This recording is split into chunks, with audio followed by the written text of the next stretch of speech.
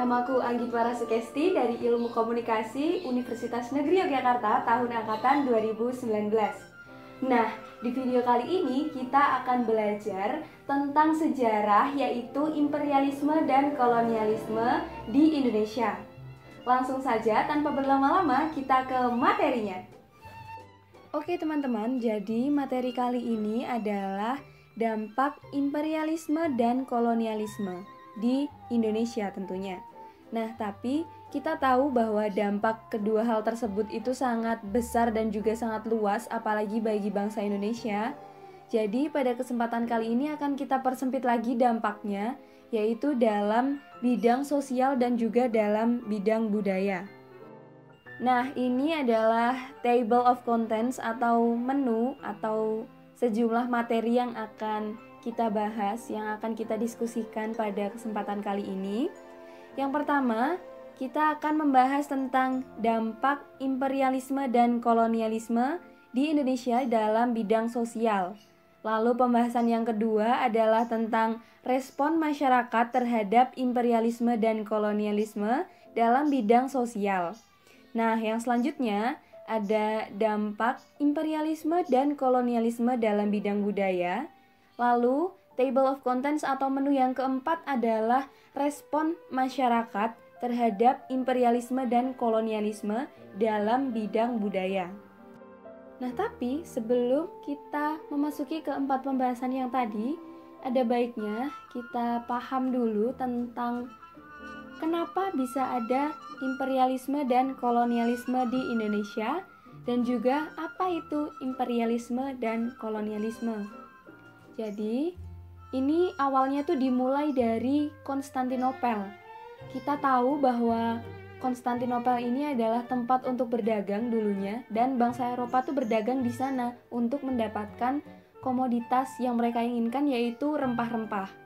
Tapi setelah Konstantinopel ini jatuh ke tangan Turki Utsmani, teman-teman, bangsa Eropa ini sudah tidak bisa berdagang lagi di sana dan mereka sudah tidak bisa mendapatkan komoditas rempah-rempah lagi. Nah, bangsa Eropa ini bingung mau dapat komoditas itu dari mana lagi, dan pada akhirnya mereka tertarik dengan negara Indonesia atau pada saat itu Nusantara, karena Nusantara ini atau bangsa Indonesia ini terkenal dengan negara yang menghasilkan rempah-rempah terbaik. Itulah kenapa bangsa Eropa berbondong-bondong untuk pergi ke Indonesia untuk mendapatkan rempah-rempah tersebut. Itu awal dari adanya imperialisme dan kolonialisme di Indonesia. Lalu, apa sih imperialisme dan kolonialisme itu? Jadi, imperialisme adalah sistem dalam dunia politik dan tujuannya ini untuk menguasai negara lain dalam memperoleh kekuasaan atau keuntungan dari negara yang dikuasainya. Sedangkan kolonialisme adalah upaya negara penguasa untuk menguasai suatu wilayah atau suatu negara itu untuk mendapatkan sumber daya dari wilayah yang telah ia kuasai atau yang ingin ia kuasai. Itu tadi sedikit tentang imperialisme dan kolonialisme, teman-teman. Dan selanjutnya kita akan bahas terkait dengan dampak imperialisme dan kolonialisme terhadap masyarakat Indonesia di bidang sosial. Nah, sebenarnya dampak dari imperialisme dan kolonialisme itu ada banyak sekali, terutama di bidang sosial. Tapi di sini kita hanya akan membahas 3, yaitu penindasan dan eksploitasi, stratifikasi sosial, dan juga diskriminasi serta intimidasi. Nah, dampak yang pertama adalah penindasan dan eksploitasi. Jadi, pada masa imperialisme dan kolonialisme, pribumi di Nusantara pada masa itu tuh sangat-sangat ditindas, mendapatkan penindasan dari Belanda atau oleh masyarakat atau orang Belanda pada masa itu. Dan selain ditindas, sumber daya alam yang dimiliki oleh pribumi itu dieksploitasi besar-besaran, dan hal itu digunakan untuk kepentingan pribadi negara Belanda pada masa itu. Lalu, dampak yang kedua adalah stratifikasi sosial. Jadi, sebelum kedatangan Belanda ke Indonesia, sebenarnya itu sudah ada stratifikasi sosial dari kerajaan-kerajaan ya teman-teman. Cuman stratifikasi sosialnya berubah setelah kedatangan Belanda, yang pada awalnya kedudukan bangsawan itu juga ada pada rakyat pribumi itu sendiri, mungkin dari raja atau sultan dan segala macamnya. Tapi pada masa itu setelah Belanda datang, kedudukan bangsawan itu berubah dan digantikan oleh Belanda. Jadi pribumi itu memiliki kedudukan di bawah Belanda, seperti itu. Lalu yang ketiga, dampak yang ketiga adalah diskriminasi dan intimidasi. Pada masa itu, pribumi itu mengalami intimidasi dan diskriminasi ras yang diterapkan oleh Belanda. Mungkin untuk contohnya, teman-teman bisa melihat dari film Bumi Manusia. Itu sangat terlihat diskriminasi, intimidasi, dan terlihat juga stratifikasi sosial, bahkan penindasan itu juga sangat nampak di situ. Seperti itu, teman-teman. Pembahasan yang selanjutnya adalah mengenai respon masyarakat terhadap imperialisme dan kolonialisme di Nusantara dalam bidang sosial. Nah, untuk respon masyarakatnya sendiri itu juga sebenarnya beragam, tapi kali ini yang kita soroti ada 3, yaitu gerakan protes petani, gerakan Ratu Adil, dan juga gerakan keagamaan.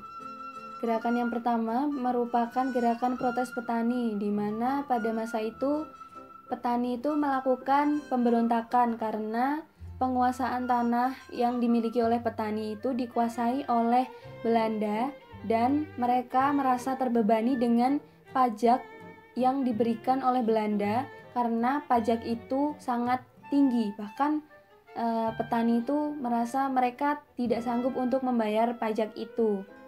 Lalu untuk gerakan yang kedua ada gerakan Ratu Adil.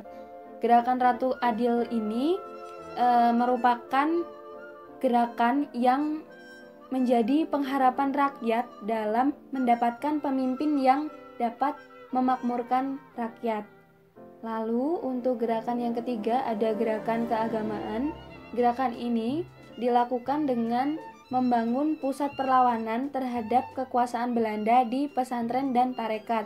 Jadi untuk gerakan keagamaan ini terpusat di pesantren waktu Belanda menguasai pesantren dan juga tarekat pada masa itu. Pembahasan yang ketiga adalah dampak imperialisme dan kolonialisme terhadap masyarakat Indonesia atau pribumi di bidang budaya.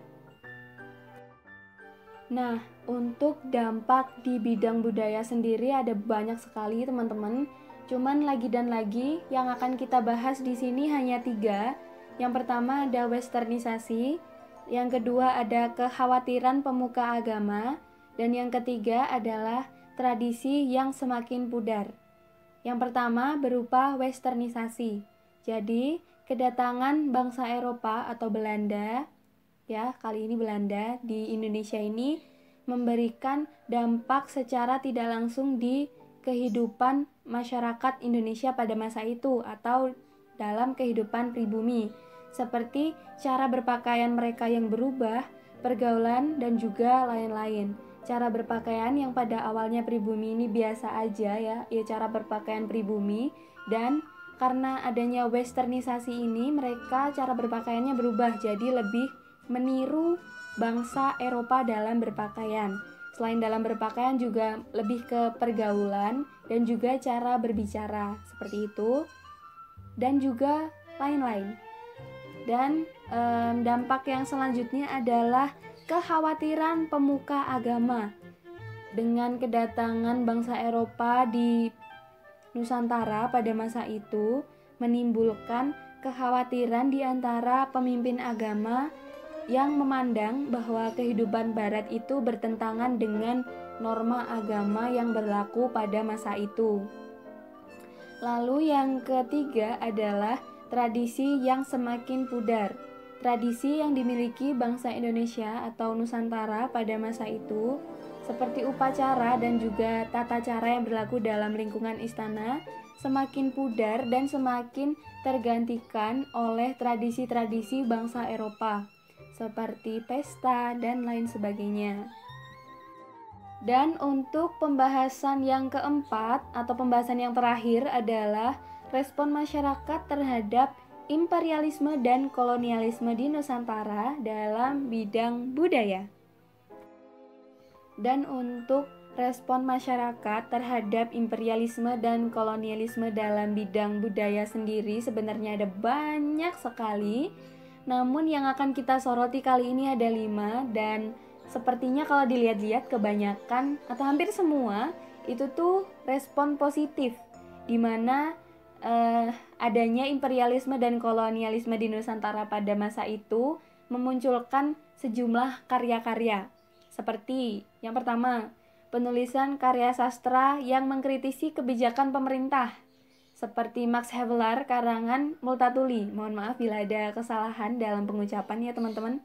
Lalu yang kedua, ada penulisan hikayat Siti Mariah yang dikarang oleh H. Mukti, dan isi hikayat tersebut adalah kehidupan sehari-hari. Lalu yang ketiga, berkembangnya seni pertunjukan seperti teater komedi Stambu di Surabaya. Yang keempat, di lingkungan masyarakat keturunan Tionghoa sendiri, pada 1908 didirikan Opera Dharma. Lalu yang kelima, munculnya seni lukis dan bangunan bergaya Eropa di Indonesia. Nah, itu tadi materi terkait dengan imperialisme dan kolonialisme di Nusantara atau di Indonesia, teman-teman. Nah, itu tadi materi sejarah imperialisme dan kolonialisme di Indonesia. Semoga dapat membantu kalian dalam belajar. Terima kasih sudah menonton video ini. Mohon maaf bila ada kesalahan. Wassalamualaikum warahmatullahi wabarakatuh.